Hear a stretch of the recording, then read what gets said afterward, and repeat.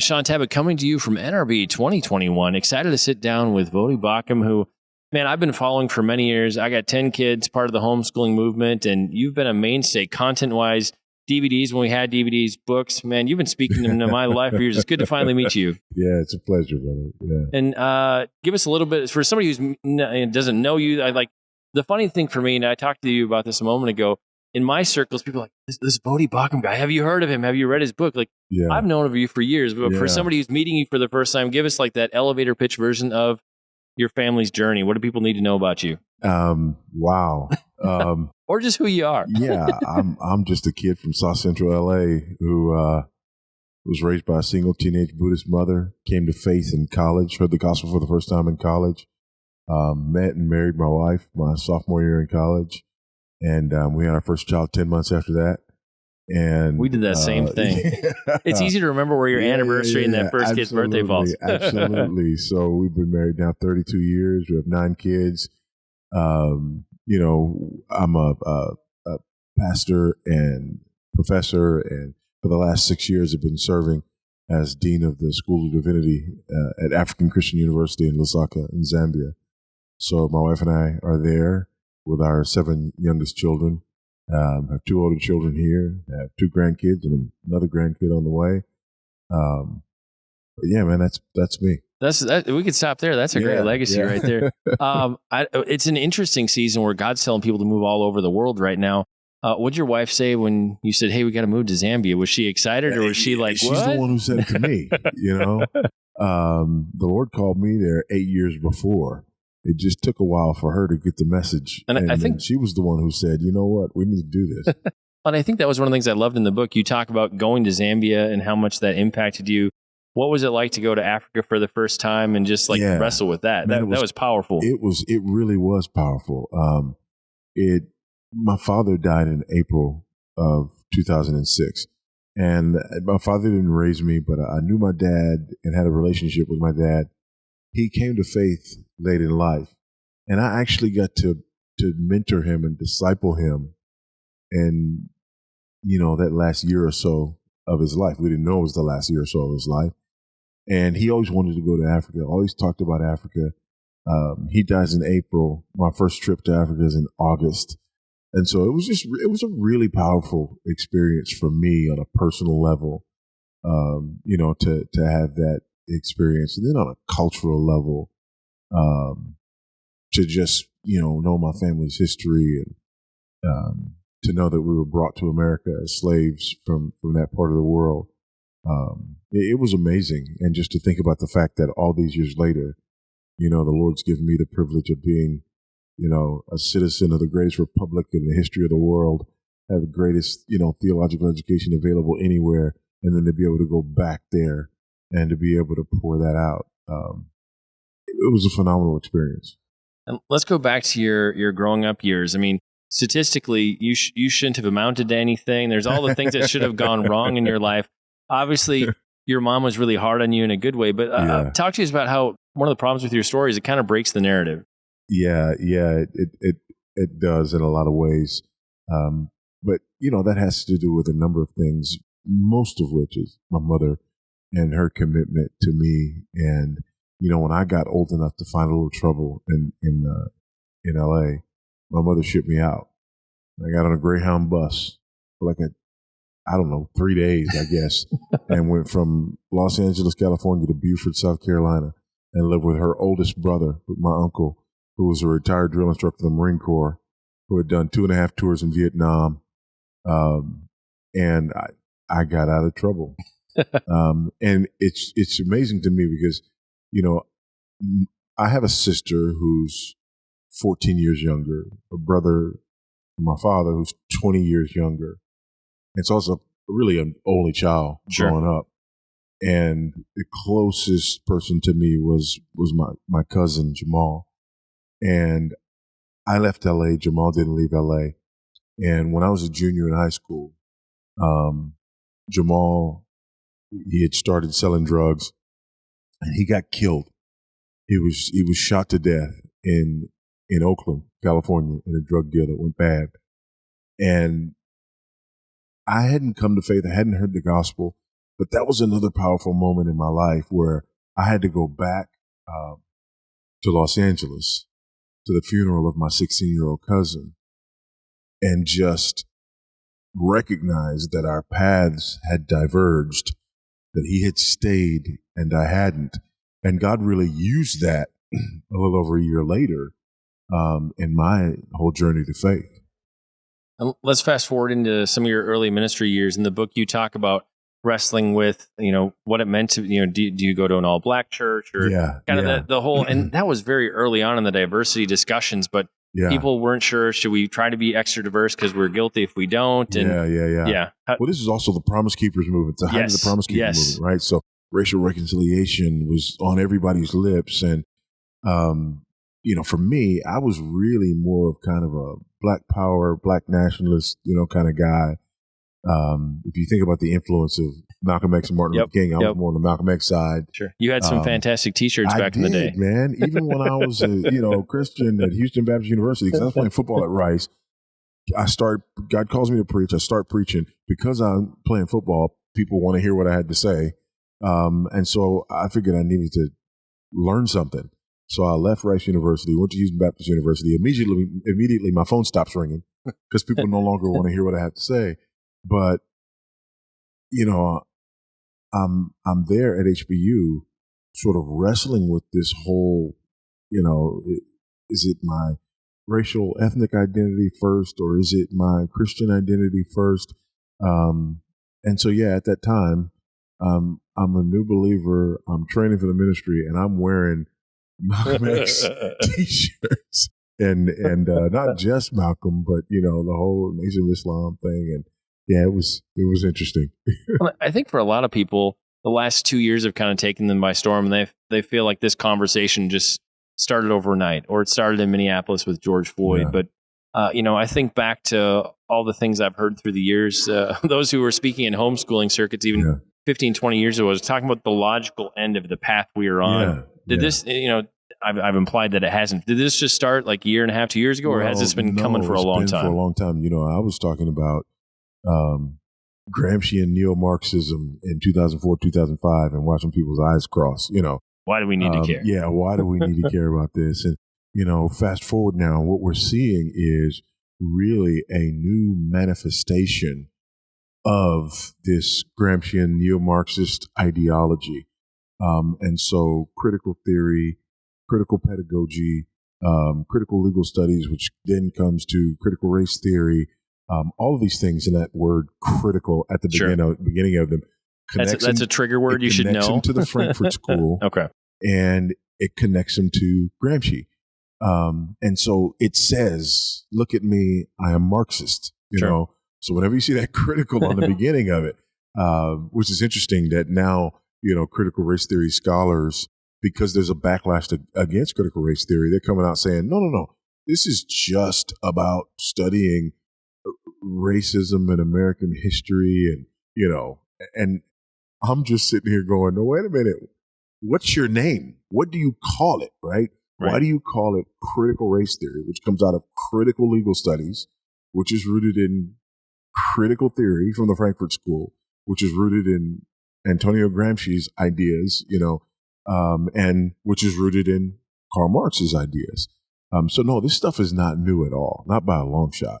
It's been in the academy for a long time, but it was in these, sort of obscure fields of study where these echo chambers are writing papers, amongst themselves.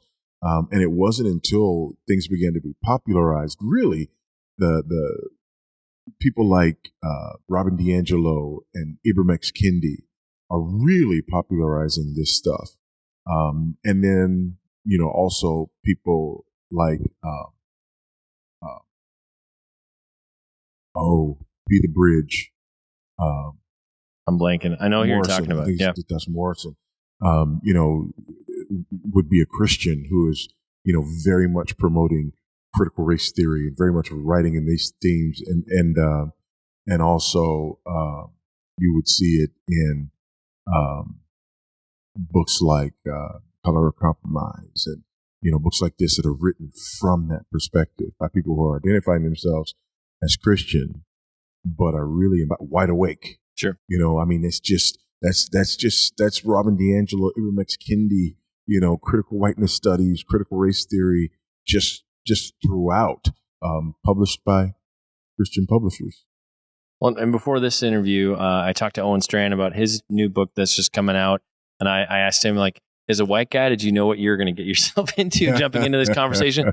But for you, as a black man jumping into this conversation, did it deliver everything you thought it would in terms of good and bad response? Like, some people are going to love it, some people are going to hate it. It really did, and I knew that the playbook on this is not new at all, right? If a white person speaks to it, you call them a racist. If a black person speaks to it, you say they've internalized racism, and you call them coon, Uncle Tom, house Negro, whatever, sellout. And so, but when that happens, in my mind, I immediately go, wait a minute. When people start with argument ad hominem, that means they don't have another argument, right? It's trying to shut you down. Yeah, they just, try to shut you down and not deal with the substance of your argument. And so right now we have people, making argument ad hominem, or, there's these red herrings out there and people who are trying to, redefine critical race theory all of a sudden, as though there's not a long, deep literature on this stuff. Or they're trying to create this, fallacy of, it's either critical race theory or you don't care about racism, justice, and so on and so forth. But, my hope with the book was really to help people sift through all of that. All the voices. Yeah. I think one of the more sobering parts of the book, and there are many sobering things to wrestle with in the book, is that this is building, this is going somewhere. This isn't something that's just going to go away. I think a lot of people are trying to be hopeful, like, this is all going to just blow over, right? And you seem to imply in the book that no, this is definitely moving in a direction and building. Right. This is about power. And so critical theory, the Frankfurt School, Gramscian Marxism, it is all about problematizing things so that you make the assumption of the oppressor-oppressed categories. And then you make the assumption, Gramsci's assumption, of cultural hegemony, right? The cultural hegemony is the ideology that's being used to keep oppressed people oppressed. And so the critical in critical theory is about how you get into that and recognize these oppressive tools, dismantle them so that you can reverse the power structure. So ultimately, this is about power. This is not just about, hey, let's have a discussion about racism or American history or slavery or whatever. No. This is about reversing the whole idea of who's in power. Well, another interesting thing that I got out of the book is in terms of, for white folks in this conversation, there is no salvation. Like, you don't ever come out on the other side of this. It's just always a giving up and giving up and giving up. And it's not a conversation. It's not a conversation, and there is no salvation. Because your job as a white person is to shut up and listen, and then do the work of anti-racism, which, by the way, never ends. Will never arrive. That's not a good place to be. In terms of the gospel, I think that was one of the things I thought all throughout last year, and we saw many prominent leaders jump onto this bandwagon. When did the gospel suddenly become insufficient for dealing with some of these sorts of disagreements in culture? Man. I mean, is it no longer valid? What do we miss? Yeah, you're absolutely right. That the gospel and the law are insufficient, right? And what's amazing is that there are a lot of people who didn't want to have anything to do with law before, right? And now all of a sudden they're law, all about it. But it's a different law, right? And so the scripture's not sufficient. The gospel's not sufficient. We need things like critical race theory in order for us to be able to think rightly about the relationship between groups of people. That's blasphemy, man. Mm-hmm. Pure and simple. Well, another thing I loved in how you set up the book is that you talk about how this is really a religion with priests and commandments and all the things. And so if you had to kind of summarize how it operates or functions as a religion, like, what does that look like? Yeah, so everybody everywhere is asking the same basic questions. Who am I? Why am I here? Right? What is wrong with the world? And how can what is wrong with the world be made right? I mean, ultimately, those are the questions that people are wrestling with, that they're dealing with. And for Christians, we have this meta-narrative. creation, fall, redemption, consummation. For this religion, their worldview has an answer to those questions.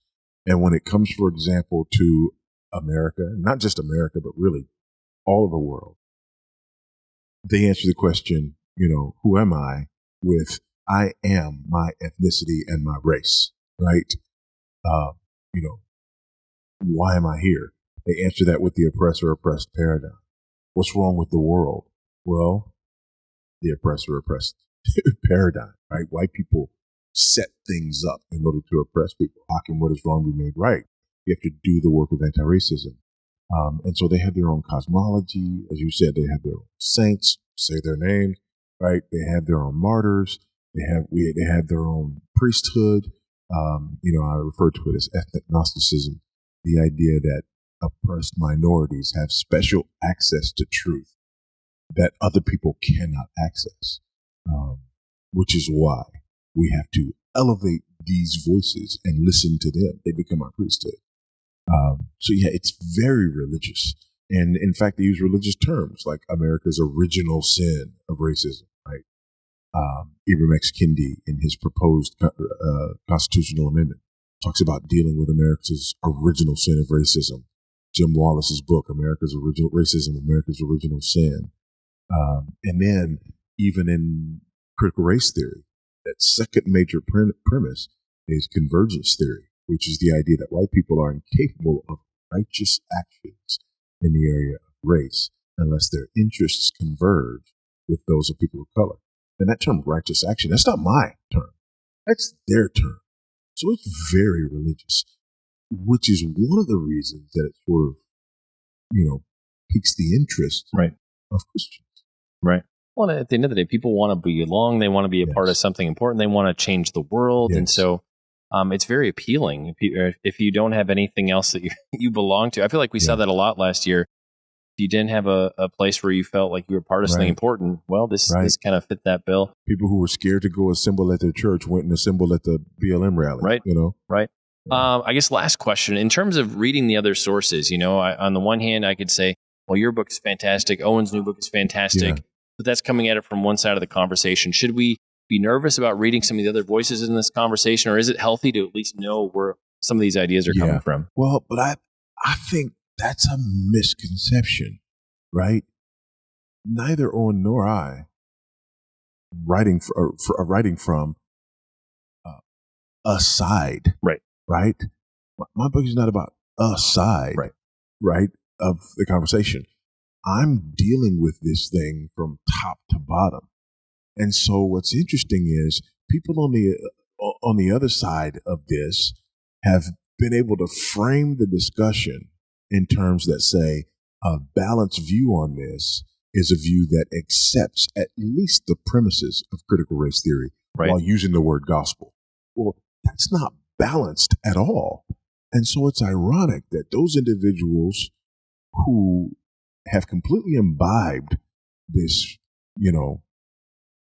unbiblical ideology are seen as balanced, where individuals like Owen and myself and others who are trying to write about this from a biblical perspective and use the words of individuals who promote these ideas are seen somehow as not having balance. Right. I just reject that premise.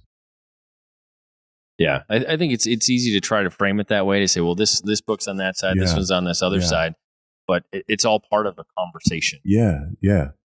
For us, it's part of a conversation, but for them, it's not, because certain people got to shut up, right? Yeah. I guess I'll throw in one last thing too, in terms of leaders, the average person in the pew.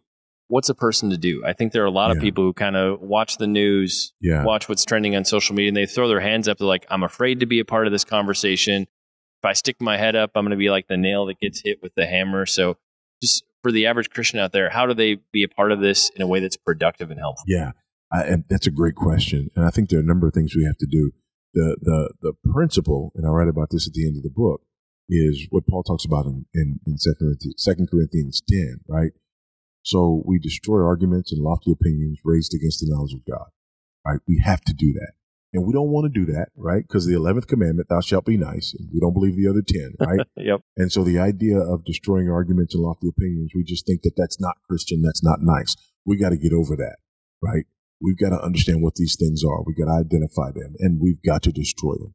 And then the second thing is we take every thought captive to obey Christ.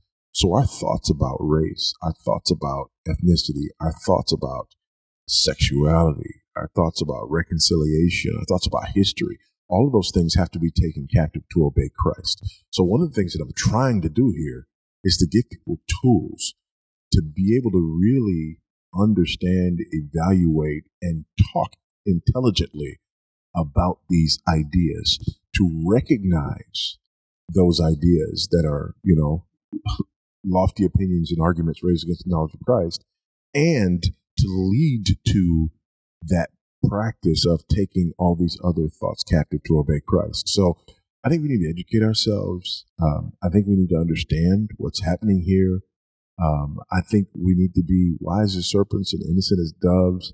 But ultimately, we have to recognize that these things are at war with us, and we've got to fight.